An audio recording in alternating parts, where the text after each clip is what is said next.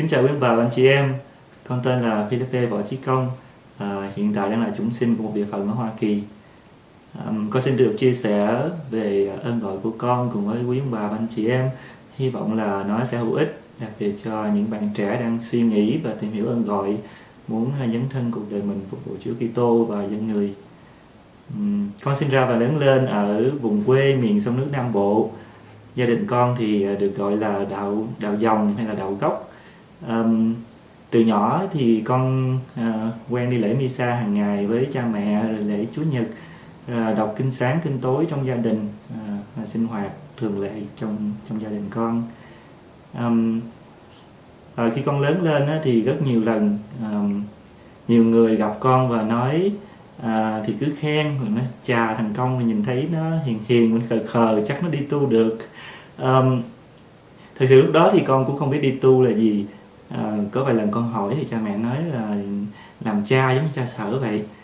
Con cũng chưa có hiểu rõ lắm là làm cha thế nào, nhưng mà mọi người cứ khen là khờ khờ thì con cũng nghĩ cười đùa lại cho vui thôi. Có hai khoảnh khắc đặc biệt quan trọng đối với con mà cuộc đời gọi con mà con luôn ghi nhớ. Một là từ ông nội của con, cũng nói chuyện với ông nội, và thứ hai là với cha Sở. Một lần con ra thăm ông nội, con đi với cha, đọc kinh tối chung với ông nội và cô chú trong gia đình. Thì sau cuộc đọc kinh thì ông nội có hỏi con là sao nữa lớn có đi tu không. Thì lúc đó con cũng chưa có biết là mình có đi tu được hay không, và cũng chưa có nghĩ đến, cho nên con như nói là con không biết nữa ông nội ơi.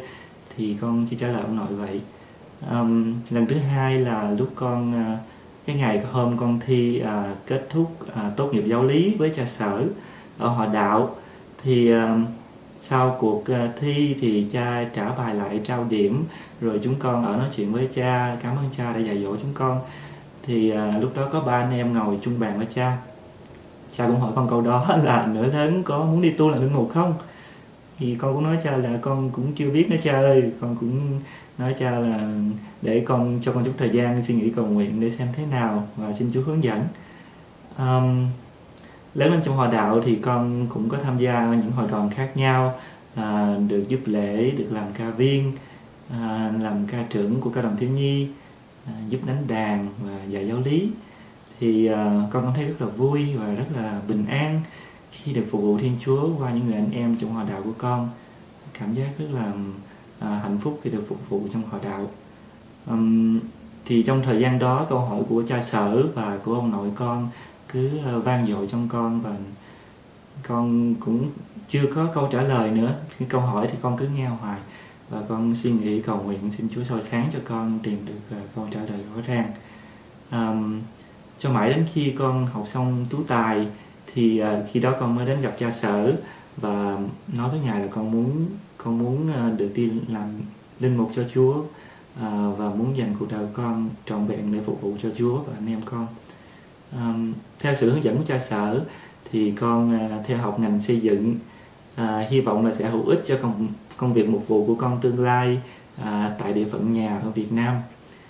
Con luôn cầu nguyện và xin Chúa cho con có được gọi làm linh mục để phục vụ Chúa và dân người trong địa phận thân thương của con ở Việt Nam, nơi mà con được sinh ra và lớn lên. Con học xong ngành xây dựng, tốt nghiệp ra trường và sẵn sàng để gia nhập chủng viện. Tuy nhiên giống như một câu chuyện mà con được nghe, đó là nếu chúng ta muốn làm cho Thiên Chúa cười, muốn làm cho Chúa vui, chọc cười Ngài thì cứ lập kế hoạch hẳn hoi, mọi việc rõ ràng đâu đó, rồi thì mưu sự tại nhân và hành sự tại thiên. Trong sự văn phòng của Thiên Chúa, con được giáo phận tại Hoa Kỳ. Giáo phận con đang theo học chấp nhận và giúp đỡ cho ơn gọi của con, nên con sang đất nước Hoa Kỳ và hiện tại là chủng sinh người Việt Nam duy nhất trong địa phận. Chặng đường theo Chúa thì cũng đầy niềm vui, cũng nhiều thử thách. Tuy nhiên là trải qua mọi thử thách trong gai, con càng thấy rõ tình thương của Chúa dành cho con. Con luôn xác tín rằng Ngài yêu thương con, nên Ngài mới thử thách và tôi luyện con một khí cụ bình an, một khí cụ nhỏ nhoi trong tay của Ngài. Xin cảm ơn quý ông bà và anh chị em đã lắng nghe cuộc chia sẻ về ơn gọi của con. Kính xin mọi người tiếp tục cầu nguyện cho thêm nhiều ơn gọi linh mục, tu sĩ. Xin đặc biệt cầu nguyện cho những ai đang làm việc trong vườn nho của Chúa được luôn tràn đầy ân sủng và bình an, vững niềm tin, niềm hy vọng vào tình thương vô bờ bến của Thiên Chúa. Xin kính chào quý ông bà và anh chị em.